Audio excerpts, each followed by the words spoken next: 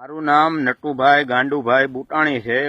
હું જેતપુર તાલુકાના બોયડી સમઢિયાળા ગામનો રહેવાસી છું અને મારો મોબાઈલ નંબર છે 7265808654 7265808654।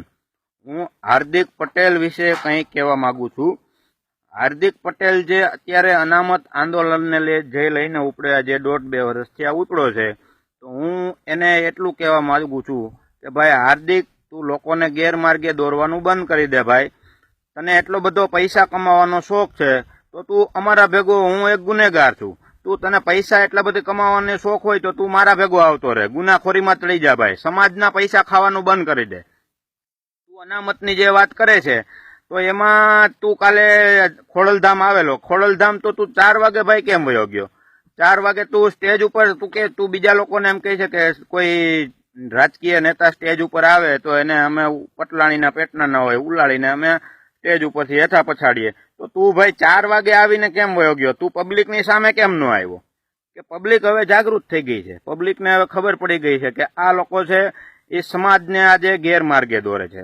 અને બીજા નંબરમાં તમારી પાસની જે ટીમ છે એમાં તમારા જે પાસના કન્વીનરો છે એમની પાસે સારી, મને ખબર છે તમારી પાસના કન્વીનરો પાસે સારા સાયકલ લેવાના પૈસા નહોતા, એ લોકો આજે 15-20 લાખ રૂપિયાની ગાડીમાં ફરે છે। ત્રીજો મુદ્દો મારો એ છે કે તું ભાઈ વિઠ્ઠલભાઈ રાદડિયા ઉપર એવા આક્ષેપ કરે છે કે વિઠ્ઠલભાઈ એના પાર્ટી હાટુથી સમાજને કાંઈ પણ કહે છે, આ કરે છે તે કરે છે।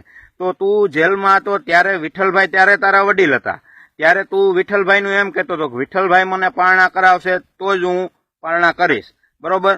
તો તું ત્યારે વિઠ્ઠલભાઈને તારા આગેવાન, ત્યારે તારા વડીલ હતા, હવે અત્યારે વિઠ્ઠલભાઈ ભાજપના માણસ થઈ ગયા, તો તું તારા ફરતા ભાઈ નિવેદન બંધ કરી દે।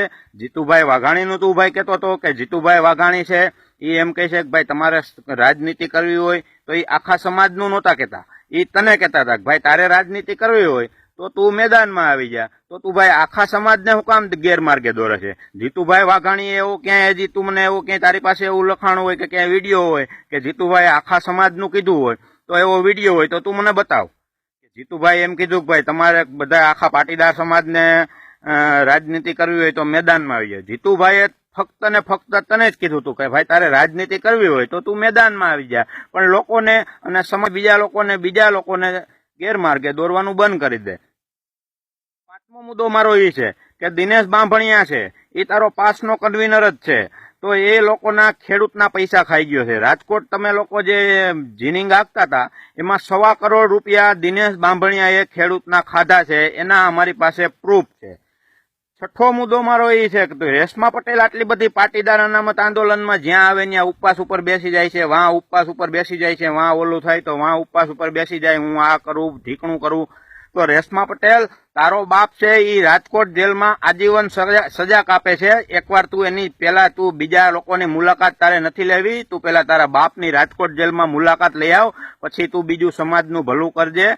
અને બીજી વસ્તુ, 7મો મુદ્દો મારો એ છે કે લાલજીભાઈ પટેલ છે એ સમાજના હિત માટે કરે છે। લાલજીભાઈ પહેલેથી એસપીજીના અધ્યક્ષ છે, લાલજીભાઈ નાનપણથી એના સક્ષમ કાર્યકર્તા છે, અને લાલજીભાઈએ આટલું અનામત આંદોલનનું થયું તો એને કોઈ ઉશ્કેરણીજનક ભાષણ નથી કર્યું જેના લીધે એને તકલીફ પડી હોય કે કોઈ સમાજને તકલીફ પડી હોય। અને લાલજીભાઈએ કોઈ દિવસ એવું, અને તમને લોકોએ પાસની જે ટીમ છે હાર્દિકને હું ખાસ કહેવા માંગુ છું કે સરદાર વલ્લભભાઈ પટેલ જે આપણા સરદાર સાહેબ છે એને તને એમ કીધું તું ભાઈ કે તું ભાઈ ઉશ્કેરણીજનક ભાષણ કરજે, 9 લોકો મૃત્યુ થાય એવું સરદાર સાહેબે તમને નહોતું કીધું, તો તમે સરદાર સાહેબને હું કામ બદનામ કરો છો? અને તું ભાઈ હાર્દિક એવું કહે છે કે નરેન્દ્રભાઈ મોદી છે લોહીની દલાલી કરે છે, તો ભાઈ તને હજી ખબર નથી, તું હજી આજકાલ પેદા થયો અને તારો જન્મ, તું 21 વર્ષનો છો, તારી ઉંમર બહુ નાની છે। દેશના જવાનો જે આજ સુરક્ષિત છે એ નરેન્દ્રભાઈ મોદીના હિસાબે સુરક્ષિત છે।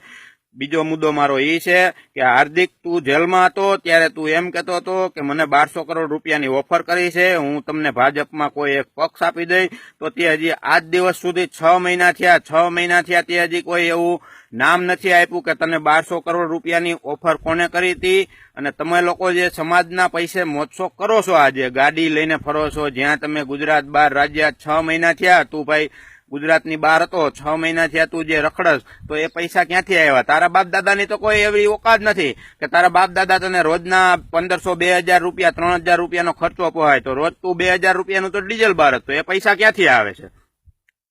બીજી વસ્તુ કે તું મહેશ સવાણીને બદનામ કરે છે. મહેશ સવાણી એના ફાયદા હાટુથી જે કરે છે, આ કરે છે. તો મહેશ સવાણી છે એ દર વર્ષે 200-250 છોકરીઓના મેરેજ કરાવે છે. એને તો ભાઈ શાંતિથી કરવા દે, તું એને શું કામ બદનામ કરે છે? એક દીકરીઓનું સારું કરે છે, જે શહીદ થયા એના ઘરને દત્તક લે છે, એના છોકરાઓને ભણાવવાની જવાબદારી આજીવન લે છે. તો તારી પાસે ભાઈ બીજું કઈ કરવાની તેવડ નથી, તું બીજાને તો બદનામ કરવાનું રહેવા દે ભાઈ. તું તે કઈ દીકરીને, તું એક દીકરીના લગ્ન કરીને બતાવ તો તને ખબર પડે. તારા મા બાપ છે એમ કે મારો દીકરો શહીદ થઈ જાય તો આમ છે ને તેમ છે, બરોબર? તો તું કઈ હારા કામ કરીને ભાઈ જેલમાં નથી ગયો, તારી ઉપર રાજદ્રોહનો ગુનો લાગ્યો છે, બરોબર? તારા લીધે જે પાટીદારોના મૃત્યુ થયા છે એ તારા લીધે થયા છે, બીજા કોઈ લીધે નથી થયા. તું સરકાર ઉપર ને પોલીસ ઉપર જે આક્ષેપ કરે છે એ ખોટા કરે છે. સરકારે તને કીધું તું કે ભાઈ ઉશ્કેરણીજનક ભાષણ કરજે. તું જો અત્યારે 9 લોકોના મૃત્યુ થયા, તું તે 9 લોકોમાંથી કોની ઘેરે તું મને દાખલો બતાવ તે 5 લાખ રૂપિયા આપ્યા, એને એના દીકરા ગુમાવ્યા છે. પાટીદારોના દીકરા તે જે ખોયા છે એને એના મા બાપને હવે એની મૂડી કોણ એને કમાઈને દે આજીવન? શ્વેતાંગ પટેલ છે, એના પપ્પાને પક્ષઘાતનો હુમલો આવેલો છે, એના મમ્મી હાલી નથી શકતા, તો હવે એને કમાઈને કોણ દે? તું તો કઈ દેવાનો નથી, તે તો તારા નામનું જે ભેગું કરવાનું તું કરી લીધું, બરોબર? તો તું હવે આ લોકોને ગેરમાર્ગે દોરવાનું બંધ કરી દે. ને બીજા નંબરમાં તું એમ કહે છે કે ભાઈ પોલીસ ઉપર તમે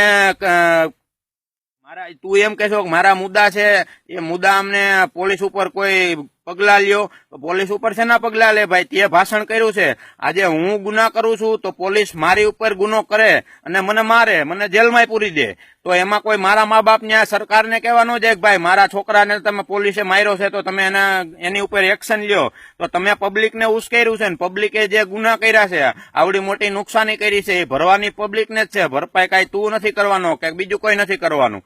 ભરપાઈ બધી સરકાર નહીં કરે, એ પબ્લિકને જ ભરપાઈ કરવાની છે. અને તમે પોલીસ સ્ટેશનમાં એમ કહો પોલીસ સ્ટેશન હળગાવી દે, રોડ ચક્કાજામ કરી દો, 2-5 પોલીસ વાળાને મારી નાખો, તો એનો મતલબ એ જ થયો ને કે તમે લોકો પબ્લિકને ગેરમાર્ગે દોરો છો. તમે તમારા કામ હાટુથી પબ્લિકને ઊંધા રવાડે ચડાવો છો. મારો પ્રશ્ન એટલો છે, તારે પૈસા કમાવાની તને જો એટલી બધી તેવડ હોય તો હું એક ગુનેગાર છું. મારી ઉપર, તારી ઉપર 4 જ કેસ છે, મારી ઉપર 86 કેસ છે. તારી ઉપર તો 4 કેસમાં નાના જ કેસ છે. મારી ઉપર લૂંટ, મર્ડર, અપહરણ, ખંડણી જેવા બહુ મોટા ગુના છે. તારે જો પૈસા કમાવા હોય તું મારા ભેગો વયાય. મારો મોબાઈલ નંબર આમાં આપેલો છે. અને બીજી વસ્તુ ઈ કે મને કોઈ ફોન કરીને કે મેસેજ કરીને કોઈ ફોન ઉપર મને મહેરબાની કરીને કોઈ ખોટા અપશબ્દો કે કોઈ ન દેતા બોલતા, નકર એ મજા નહીં આવે, એના માટે મેં મારો નંબર આપેલો નથી. અને જો હવે હાર્દિક પટેલ તું સરકારને ચેતવણી આપે છે, હું તને ખુલ્લી ચેતવણી આપું છું કે તું મારા જેતપુર તાલુકામાં એક પણ જગ્યાએ, એક ગામડામાં તું મને સભા કરીને બતાય. તું અસલ પટેલનો દીકરો હોય અને જો તું હવે આ જેતપુર તાલુકાના એક ગામડામાં મને સભા કરીને બતાય અને તારી સભા જો સક્સેસ જાય તો હું તારી જાંગ હેઠેથી નીકળી જાઉં, તારો આખી જિંદગી આખી ગુલામી કરું. એક તારી સભા ન થાય જેતપુર તાલુકાના એક પણ ગામડામાં. બસ આટલું જ મારે કહેવું છે. અને લોકોને મારે એટલું કહેવું છે કે આ મારા જે શબ્દો છે એને ઠંડા મગજથી રાતે હુઓ ત્યારે ઠંડા મગજથી વિચારજો કે પટેલના દીકરાઓને જે મૃત્યુ થયા કોના હિસાબે થયા, સરકાર કે કોઈ પોલીસના હિસાબે નથી થયા, આવા ભડવાઓના હિસાબે થયા છે. આવા ભડવા હોય તો આ દેશને અત્યારે ક્યાંય ચડાવી દીધો છે, દેશ એના હિસાબે આજે પાછળ છે. આવા લોકો આવા કાર્ય નીચ કામ કરે છે એટલે પબ્લિક પાછળ છે અને પબ્લિક હેરાન થાય છે. બસ મારે આટલું જ કહેવું છે. જય સરદાર, જય પાટીદાર.